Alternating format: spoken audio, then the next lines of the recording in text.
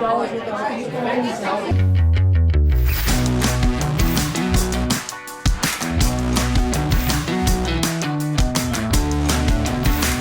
right, welcome to Cwic Show. My name is Greg Mattson, and I am your host. In this episode, we are talking about the genderless Jesus from BYU. We have a class slide presentation here we're going to show you that shows Jesus as androgynous or genderless. And it's very interesting, as we've talked about on this podcast for a while, the way that you can conflate gospel principles with the religion of academia, with this identitarianism, with the destruction of gender and the binary, and bring in the gospel and try and make it look like it's all the same thing. And that's what we see here, again, in this presentation, in this class here. This is in the family life sciences, right? This is in family life at BYU. So if you think you're getting more and more, what's the term? I would say more and more gospel principles. If you're going into the family area, the family life sciences, it's, hopefully you are overall, but not in this class. This is a very good example of a conflation of what the prophets say, what the scriptures say, who Jesus is, and the religion of academia trying to bring all of that into its own paradigm and teaching the college students accordingly. So with that, let's go ahead and get to, before I get into this, by the way, make sure you go to cwicmedia.com. We have a number of things there to show you the differences between the religion of academia and the gospel of Jesus Christ. At the social justice hub that we have there, we have the Cwic News, the Cwic Week newsletter that you get on a free weekly basis that you can sign up for there. A lot of information for you there at cwicmedia.com, CWIC media.com. All right, now into our lesson here today, into the class today. This is gender development, and I want to say here before we get into this that there's nothing wrong with studying gender, right? Let's not confuse ourselves here. We're not going to come in and say, well, we have to shut the door on everything. This is a university, and there is secular knowledge that you do need to talk about. And this is a family life science class, right? This is about family life. So to study gender as in a way of a relationship between a husband and a wife, for example, or your kids, understanding gender with girls and gender with boys, all of that would be important. But again, that's not really what you're getting here. You're getting a push, a propaganda message here of a breakdown of of genders here. Now, the professor here prefaces everything with talking about what her job is. This is priceless to me, right? She says, not to teach you what to think, but how to think. And by the way, this was a lesson that was given last week in a class that was given, a lecture that was given last week at BYU Provo. Not to teach you what to think, but how to think. That is so false. It is not at all what is happening here. The second point here that is important to see is she starts off with gender is political. This is a feminist statement, very much a feminist statement. And if you were to go to almost any department, especially in the humanities, in the social sciences anywhere, they're going to say, Greg, give me a break. Gender is political. But it doesn't have to be political. For them, they're going to hold gender as being politicized up on a pedestal as much as possible, because it's a focus on the patriarchy, on men being oppressive and women being the victims. Now, she starts off here, and these are interesting stats. I did go through and research this just to make sure and backed up these numbers that she has here. But look at what this poll says that she puts out here. Gallup poll, LGBT identification in the U.S. ticks up to 7.1%. Right, so that's in 2022. LGBT identification is now up to 7.1%. This is, you go back 10, 15 years, it's not even close to this. Nothing even close. Why? What is changing?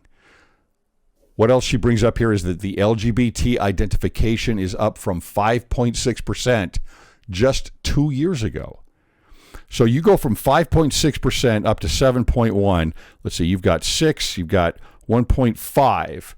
So you're looking at, roughly about a 25-ish percent, somewhere in the 20s percentage rate of an increase in 2 years. What is happening? And I've seen a lot of these numbers. I don't have the backup on this. Hopefully I can get this for you in a link in the description here. But a very large percentage of this is young women that are coming out as bisexual, which is and has been proven, a lot of that is a social contagion. Not all of it, of course, but a lot of it is a social contagion where young women are and girls are in a friend circle, and a large percentage of them are coming out as bisexual. So there is a social contagion that is involved with some of this. And you think about the messaging that's out there right now, and it's, look, we always have these two sides of the pendulum here on this. One is being loving and tolerant, which is crucial. It's very important, right? That's got to be there.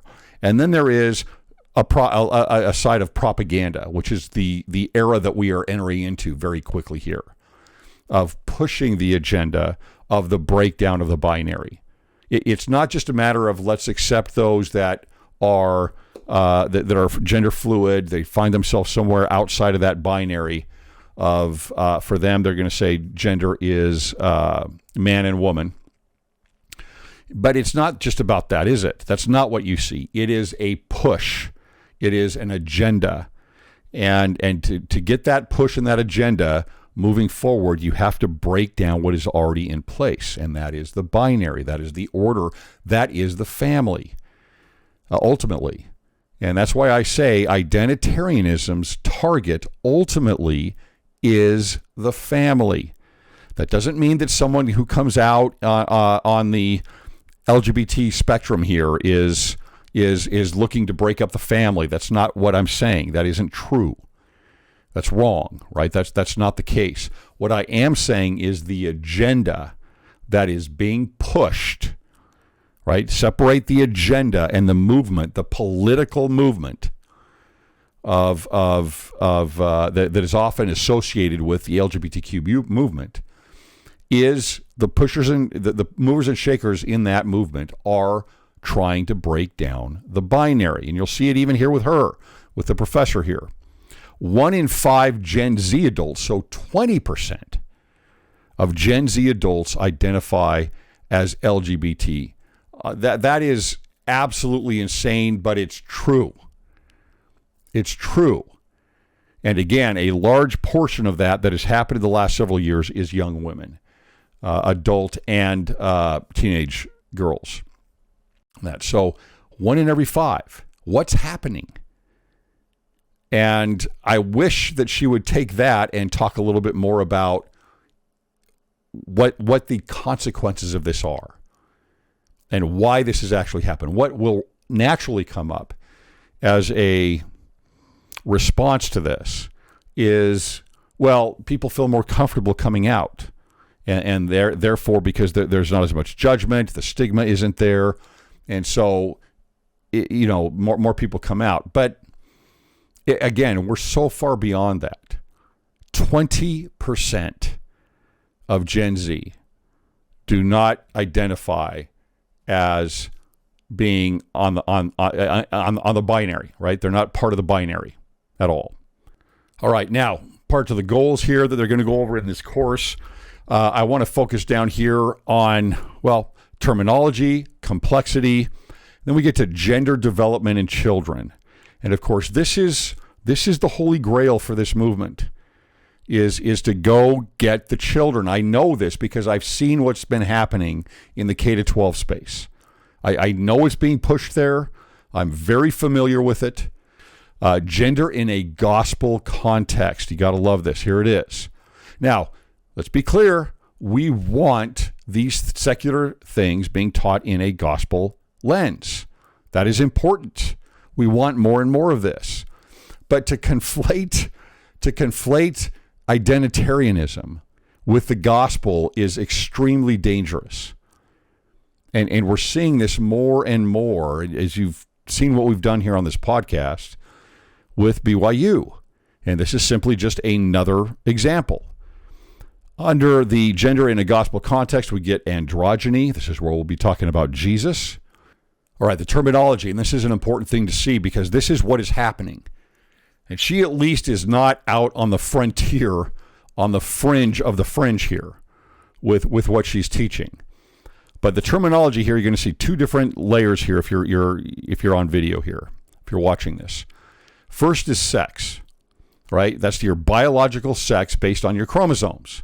So if you have a Y chromosome, you're a boy, right? You're gonna, well, what they're gonna call male, right? Because this is really interesting the way they're trying to define this, and then they'll break that down also other times.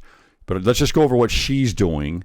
She's a little behind the times as far as other universities go and how this is taught.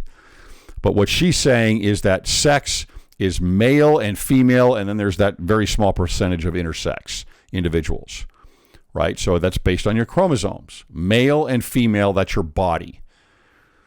Then you go to gender, and gender is going to be socially based, as she says. Now, we never used to talk about it this way, but that's the way it is being talked about now, and that's probably what's permeated more into the culture today, but it's still behind the times already in many of the universities. So socially based and determined by socialization and roles the individual adopts.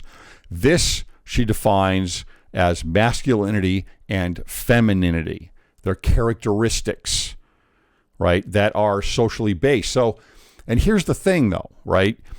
When she says socially based, she doesn't just mean how a male typically acts or as a female typically acts.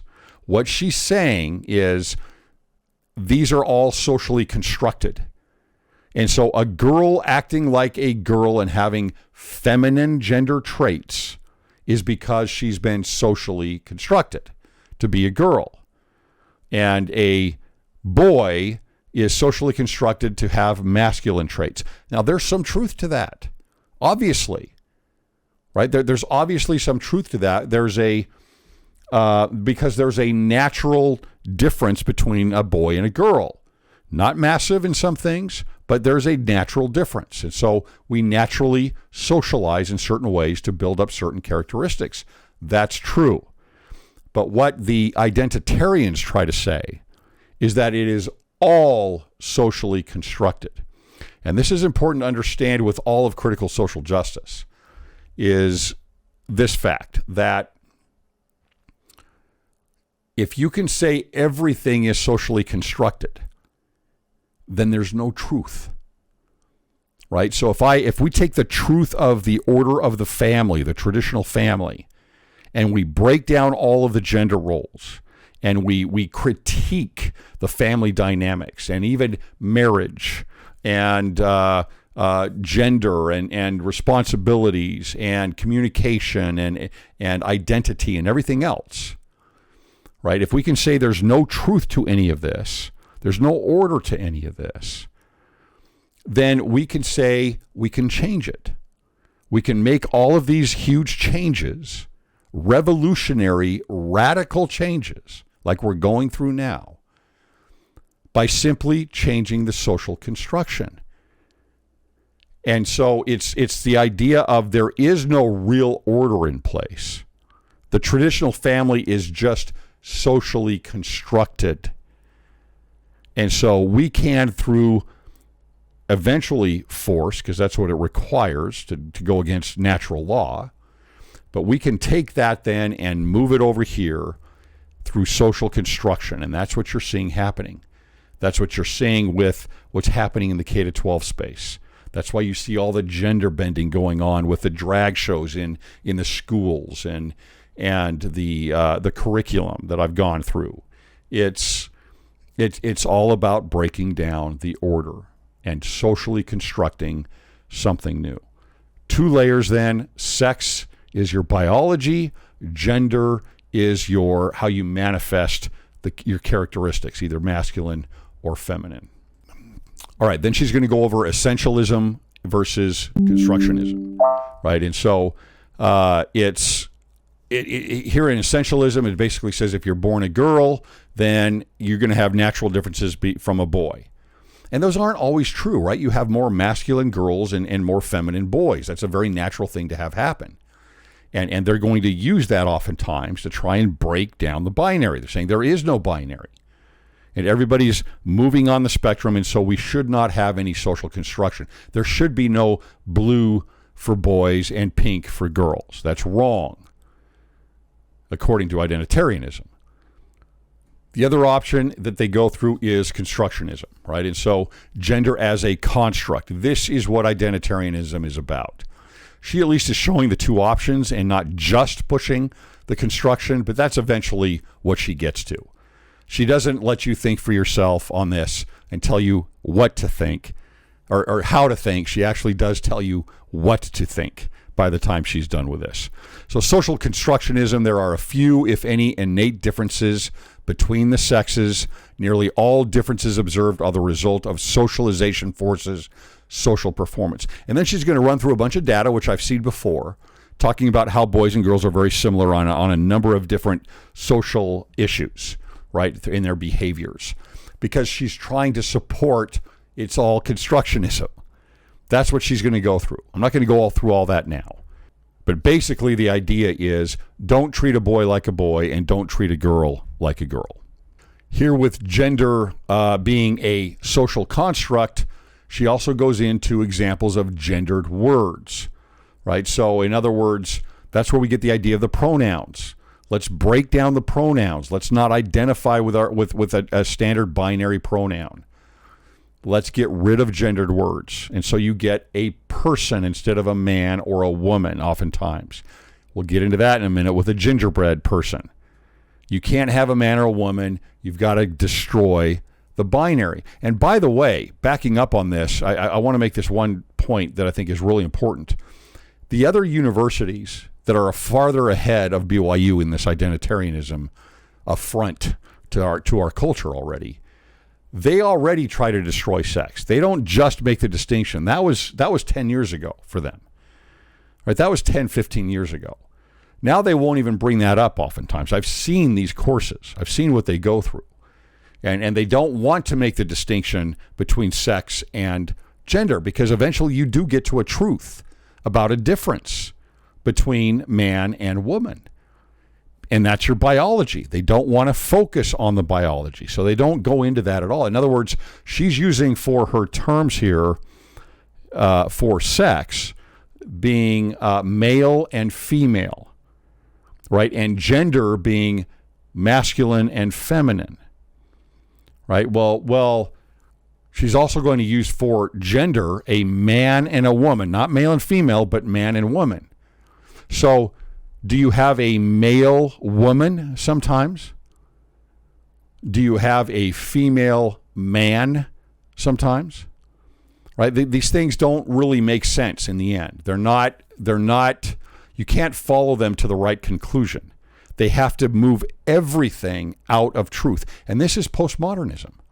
This is Michel Foucault, who champions all of these things. He's the number one cited scholar in all of academia. And he basically focuses very much on moving the order out and the fringe in, and breaking down order and bringing in other things into the order. He's also very much into relative truth. Postmodernism is going to teach you that there is no objective truth, and so you see how you try to unravel truth there between men and women. First, you guys say, well, there's a gender level. There's a second level up here at the top here. That's your performance. That's how you manifest yourself, your characteristics and behavior. And so we can start with that, and we can say, well, a man is feminine, which is true, but we can say that a male is actually a woman, right? Because now we're gonna cloud things up with these two different layers of gender and sex. And so you can see that you unravel that first, and then you go to the biology. For example, you've heard of people say, well, I was assigned this gender at birth. What do you mean assigned the gender? Were you assigned a sex at birth? Were you a male or a female at birth? Well, obviously, unless you're into the very rare cases of intersex individuals, you have a sex. You're either a male or a female. So this is really just a process of being able to unravel order. And to be clear, she gets this right. This is good. How does the church define gender? This is based on the Family Proclamation. Oh, here it is right here. Gender is an essential characteristic of Heavenly Father's plan of happiness. The intended meaning of gender in the family, a proclamation of the world, is biological sex at birth. So what is essential there is that there is male and female. And you have to talk this way now because when this came out in 1995, no one questioned what this meant. This was not confusing whatsoever. But because of the unraveling, you now have to come back and clarify gender. And this brings us to the gingerbread person. And this is an example here. The gingerbread person is something that has been used far and wide, right, for Identitarianism and explaining the idea of gender fluidity. And notice what they do here again. See, again, what you do is you try to replace what is already in place. And so you have the character of the gingerbread man, creating a gingerbread man. Well, we're not going to have a gingerbread man, right? We're going to pull that down because that's part of the binary. That's part of an existing order. And we're going to have instead the gingerbread person. This is intentional. And you can see here the different spectrums that they have here in terms of identity, expression, sex, and orientation, sexual orientation. So you have woman on one end and man on the other for gender, and gender queer somewhere, anywhere in the middle there. Gender expression, that's your femininity, your masculinity, or being androgynous. And biological sex, male, female, and then intersex. And sexual orientation is heterosexual, homosexual, and then bisexual, or wherever you might fall in between there. So you can see how the idea of this, think about the gingerbread family. How would that look if they were all gingerbread persons? Identitarianism, which is the movement, the ideology of breaking everything down, not the individuals, right? Let's not get confused on that.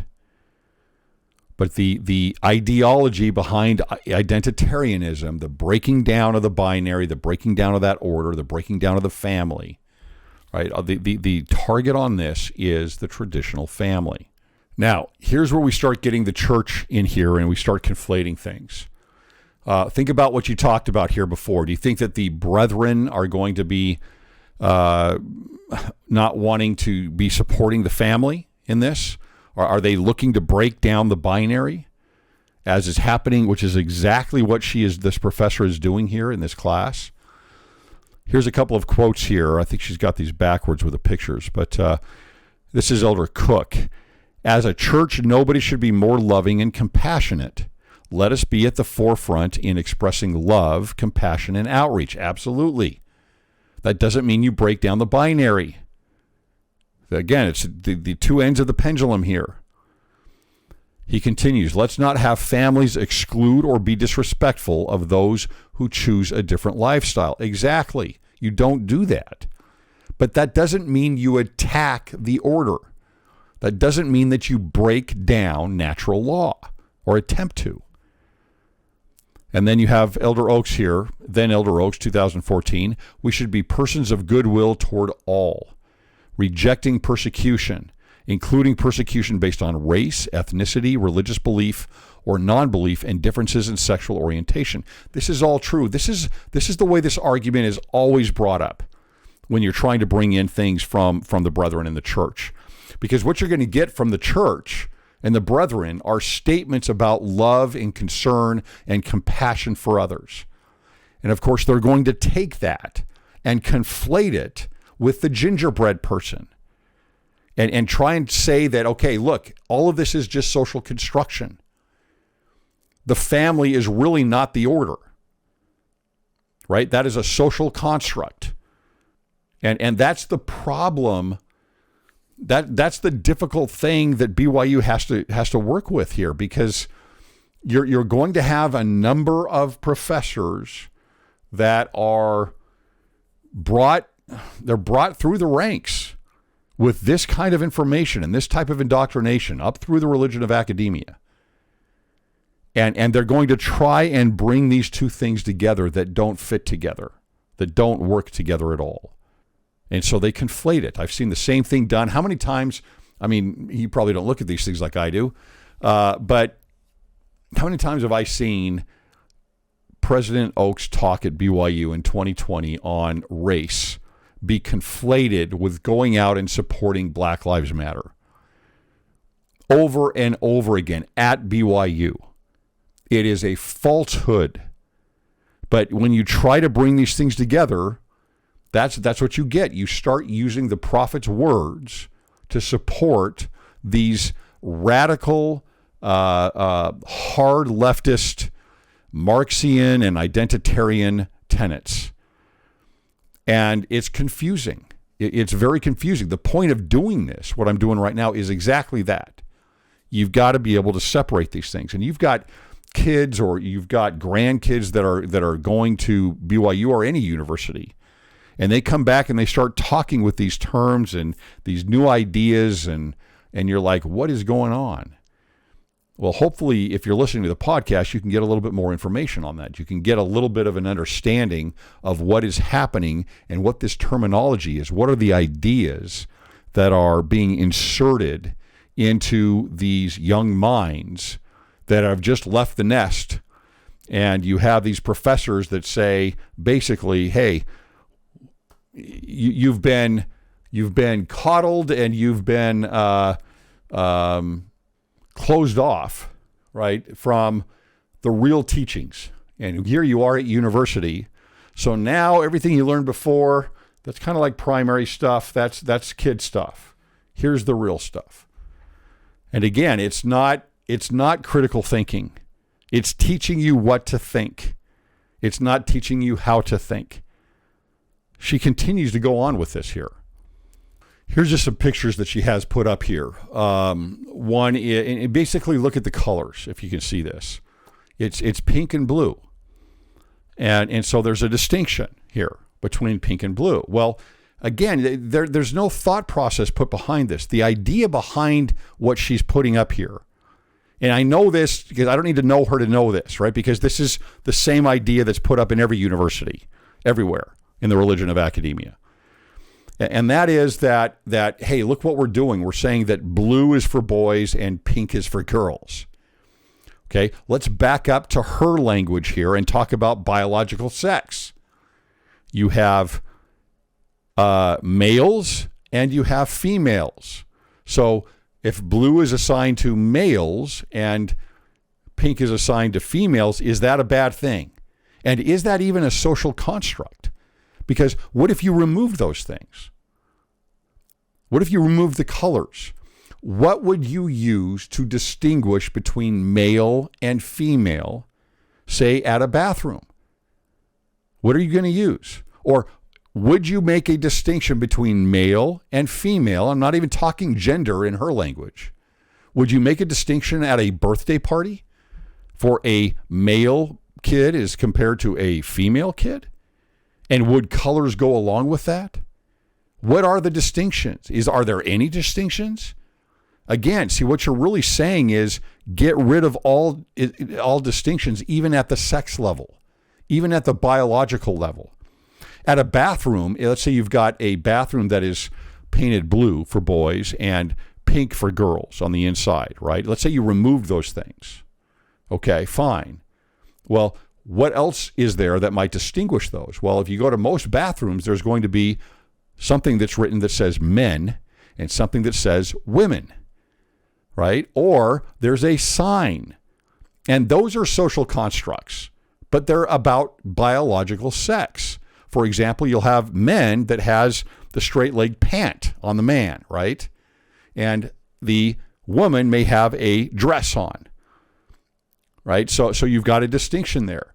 So are you saying that there is no distinction to be made at the biological sex level anywhere with anything in any of our society?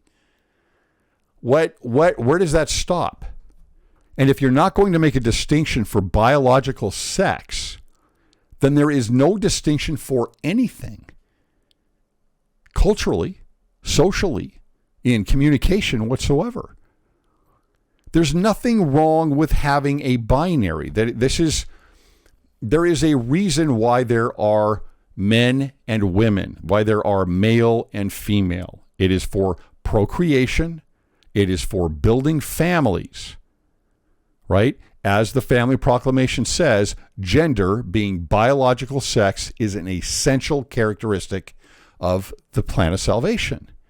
And when you have, it's so interesting because for so many of these things, you would never think that this would be the case, just 15 years ago, 10 years ago, 5 years ago, yesterday.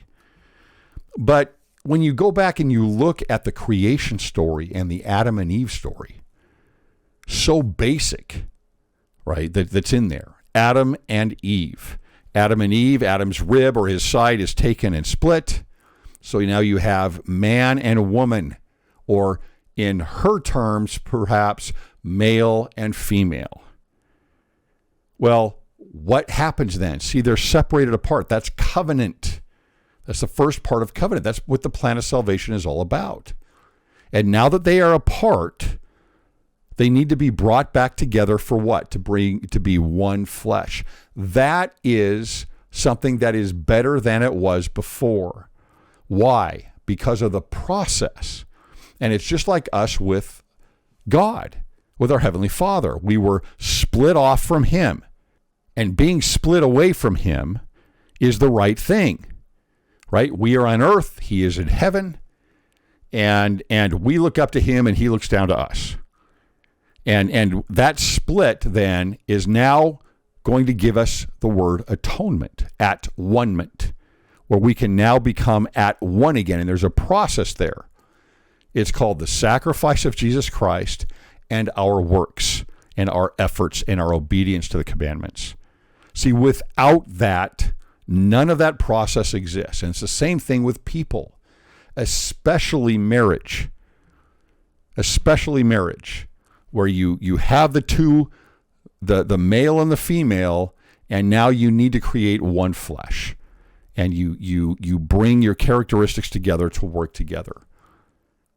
Otherwise, what you get here is you go to the blue and the pink. All this is mocking masculinity and mocking femininity. And that's exactly what's happening in our culture.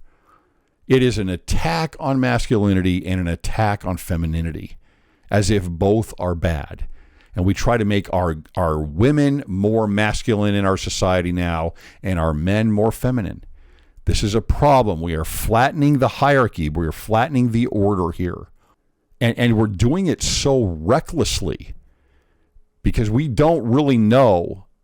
Well, we do know what the consequences are. Just read the last couple paragraphs of the Family Proclamation. It's what all the prophets have talked about. It will bring about the destruction of civilizations and societies because we're destroying the family by destroying the binary. So, of course, you've got the toys here. You've got the boys' row of toys, the girls' row of toys. Target, of course, has changed all of this. I was just in Target the other day, and they do have the toys mixed up, but guess what you have? You've got mostly pink for girls, and you have mostly blue for boys. And you have boys on the more active types of, the big wheels and the toy cars and on the dolls, you mostly have girls showing on there with the dolls. Call it social construction, call it what you want. But there's a reason it sells that way. And it's not just because we are reinforcing a binary. The binary is not bad. You don't topple it. And by the way, one of this professor's colleagues there in the life sciences and the family life sciences had a whole thing. I did an episode on this, last year, I suppose, on how she took her son and was trying to teach him to play with dolls, right? She was, and it's so interesting because what is she doing? She is socially constructing. That professor is socially constructing her son and pushing him into an area that is probably not going to benefit him. Now, here we get into what I think is just so dangerous, because this is what they're teaching to teach your kids and your grandkids. Here's the title that she has here on this slide: Developing Non-Gender Stereotyped Children. Okay, so that's the push. We don't want anything masculine. We don't want anything feminine. We don't want men. We don't want women. We don't want boys. We don't want girls. Developing non-gender stereotyped children. She uses the term androgyny, integrating masculine and feminine characteristics, right? Linked with positive adjustment. Of course, that's a positive adjustment. But what she's going to try and show you here is that God himself is genderless or non-gender, and that he is androgynous. And therefore, each one of us should try to be the same. Get rid of masculinity, get rid of femininity. And she puts up here again, developing non-gender stereotyped children. This is about the children. And then she asks, who is the most androgynous individual? And of course, we get Jesus, a picture of Jesus that comes up here. So you can see how all of this is built up, being conflated with the gospel of Jesus Christ. Let's get rid of men and women. Let's get rid of the binary, because Jesus doesn't have a gender, right? He's not a man, because a man is gender, right? He's not a man. He's not a woman. He's genderless. And this is the same thing, exact same thing from the same type of thought process that you get with other identitarian people that study biblical studies, right? So you have, Jesus really is a woman. And you'll have many that would call themselves womanists that are going to study this and say, let me show you how Jesus is a woman. And maybe Jesus is a black woman. And maybe Jesus is gay, right? All of these different identitarian things that are being infused into God. It's the same thing as creating an idol. And this is why I tell you that liberation theology is coming. Identitarianism is a part of this, because liberation theology is about throwing off the shackles of your sexual restraints and your sexual identity. This DNA of the sexual liberation comes all the way up. It's been around for a very long time, but it really hit an accelerator point with Marx and Engels, mostly Engels, but Marx and Engels. Right, and coming up through that DNA and coming up through Gramsci and up through the Frankfurt School and Marcuse and those that followed Marcuse are very much, they all talk about this, throwing off the patriarchy, throwing off that, what they mean is the family, the traditional family, and throwing off gender and throwing off biological sex, and just you be you. And that's what Michel Foucault is all about. And that's where we end up today. And that's what these individuals are trying to shine this lens up on Jesus Christ. And you're going to see more and more of it, unfortunately, not just in Christianity as a whole, but you'll see this more and more in the church, because this is what is being taught. Instead of God making us in his image, male and female, right? It's us making God into our image and into our ideology. So Jesus is genderless, non-gender. Jesus is androgynous. This is what is being taught at the family sciences at BYU. And finishing this off, Jesus, right? Not masculine and not feminine, but Christlike. I can't tell you how concerning this is. Breaking down the binary in the name of Christ. And then lastly, what are the takeaways here from the class? Be a nice human. Excellent. Again, what are you conflating here? Don't conflate compassion with truth and order. That is the secret ingredient to identitarianism. You need compassion. You should show compassion always. But you don't sacrifice truth. You don't sacrifice God himself for compassion. It's like we get oftentimes from the brethren in the last year or two about the two laws, the two great commandments. God first, and then others, and then your neighbor. Right? And many are like in this class here, they are flipping that on its head. Understand where folks are coming from in their views on gender. Are they essentialist or constructivist? Well, of course, now she's put this whole thing together about how it's constructivist. Right? So, in other words, if you see that someone is essentialist, they're wrong, is what she's basically put together here, because she is telling you what to think. Watch your socialization. Again, it's all a social construct. So be careful how you're socializing things. Aim for androgyny. Aim for androgyny. And then she's got teach, preach, and live equal partnership. I didn't go into the equal partnership portion of her presentation here, which is also very interesting. But this should give you just another idea, right? This is happening. Many people always come back to me and say, no, this doesn't happen, Greg. And well, go look at all the BYU videos, right? Go back and look at these things and see what's happening. And honestly, I don't publish a 10th of what I get. Probably a 20th of the information that I get. And that's not to say that things aren't changing and there aren't good things coming. There are. I know there are some good changes that are happening. But be aware of what is going on in the universities across the country, including at BYU. And you need to learn to be able to separate these things. What are the ideas that are being taught? How do you address them with the college students, your kids, your siblings, your grandkids, etc.? And if you don't have an underlying understanding of these things, you're going to have you're just going to kind of throw your arms up and say, well, what else am I going to say? What else do I do? So there are differences between identitarianism and the religion of academia and the gospel of Jesus Christ. And they're pretty extreme. Don't get fooled by it. Thanks for listening.